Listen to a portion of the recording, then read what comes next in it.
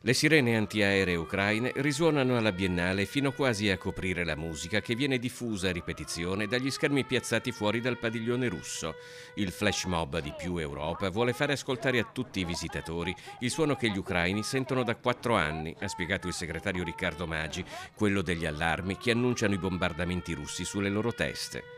Ai manifestanti di Più Europa si erano appena aggiunti quelli di una manifestazione indetta dai radicali, che assieme a membri della comunità ucraina ha raggiunto i giardini partendo da San Marco. Non siamo né contro l'arte, tantomeno contro l'arte russa, siamo invece contro la censura di Stato e soprattutto l'uso politico dell'arte, perché la presenza della Federazione Russa in quanto tale alla Biennale non è apolitica, non è neutrale, è un ulteriore avanzamento di un'idea di mondo che non ci piace, perché è contro la democrazia e contro la libertà. E questo è un concetto ribadito inevitabilmente più volte di fronte alle dichiarazioni della Biennale che giustifica la presenza russa in nome della libertà dell'arte. L'arte non è libera in Russia, dove artisti dissidenti devono scappare se vogliono continuare a fare gli artisti, oppure uniformarsi al regime. Questo vogliamo dire a buttafuoco. L'arte oggi per la Russia è uno strumento di propaganda. Parole simili arrivano anche dal governo. Nelle stesse ore il sottosegretario alla presidenza del Consiglio Giovan Battista Fazzolari ha definito la raffazzonata apertura del padiglione russo alla Biennale di Venezia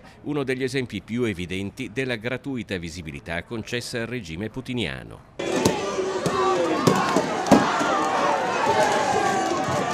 I fronti aperti sono parecchi. Meno di 24 ore prima, una manifestazione di solidarietà alla Palestina e contro la presenza di Israele alla Biennale aveva vissuto momenti di tensione durante un tentativo di forzare il blocco delle forze dell'ordine. Ma in realtà la protesta era già dentro la Biennale, con diversi padiglioni chiusi per lo sciopero dei lavoratori della cultura solidali con la causa. Uno dei tanti aspetti unici di questa edizione, iniziata senza una cerimonia d'apertura, senza il ministro della cultura e anche senza giuria internazionale che si è dimessa in blocco. Il Leone d'Oro e il Leone d'Argento saranno assegnati dai visitatori.